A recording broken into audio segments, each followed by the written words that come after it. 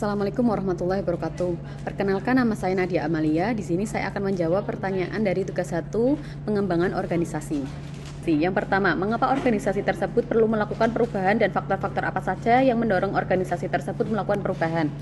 Sebagai organisasi dari suatu sistem sosial, organisasi dipengaruhi oleh perkembangan lingkungan. Lingkungan di mana organisasi berada tidaklah statis, tetapi dinamis, berubah-ubah.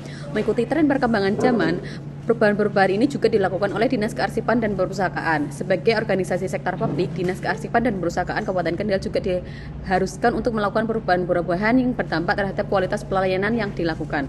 Perubahan-perubahan tersebut didorong oleh faktor-faktor yang bersifat internal maupun eksternal. Faktor internal meliputi dua hal.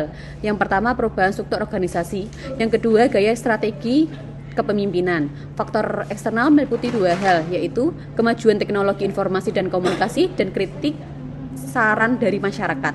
Dari faktor internal maupun eksternal tersebut, Dinas Kearsipan dan Perpustakaan akan melakukan perubahan-perubahan dan evaluasi untuk memastikan kegiatan dan program yang dijalankan tetap efektif dan memenuhi kebutuhan masyarakat. Dinas Kearsipan dan Perpustakaan juga akan melakukan adaptasi-adaptasi yang diperlukan untuk mencapai tujuan organisasi, yaitu meningkatnya minat baca masyarakat dan meningkatnya kesadaran masyarakat terhadap pentingnya arsip. Nomor 2, model diagnosis yang mana yang cocok digunakan organisasi tersebut sebagai dasar untuk melakukan perubahan. Dalam perkembangan organisasi, diagnosis organisasi digunakan dengan sangat luas. Diagnosis organisasi merupakan proses kolaborasi antara anggota organisasi dan konsultan pengembang organisasi dalam mengumpulkan informasi yang bersangkutan, menganalisis dan menggambarkan kesimpulan untuk merencanakan aksi dan investasi. Terdapat banyak model-model diagnosis yang dapat diterapkan. Pada kasus di Dinas Kearsipan dan Perpustakaan, model yang saya kira cocok untuk dilakukan adalah model analytical. Model analytical dikenal dengan istilah model diferensiasi integrasi yang dikembangkan oleh Paul Lawyers dan Jay Lors dari Universitas Harvard. Dalam model analytical ditekankan pentingnya diagnosis analytical yang tepat sebagai dasar untuk mewujudkan perubahan organisasi. Model tersebut dikembangkan dengan tujuan untuk mempelajari dan memahami permasalahan antar satuan kerja.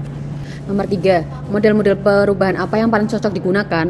Model-model pengelolaan perubahan bagi organisasi antara lain Reengineering, Total Quality Management, Kaizen, Balance Scorecard, dan benchmarking. Pada Dinas Kearsipan dan Perpustakaan, model pengelolaan perubahan yang menurut saya cocok untuk dipakai adalah model Kaizen. Model Kaizen adalah penyempurnaan yang berkesinambungan yang melibatkan setiap orang baik manajer maupun karyawan organisasi atau perusahaan tersebut, melibatkan setiap orang baik manajer maupun karyawan organisasi atau perusahaan, sehingga mental Kaizen merupakan sikap totalitas dalam segala hal bagi pihak manapun yang ingin menerapkannya.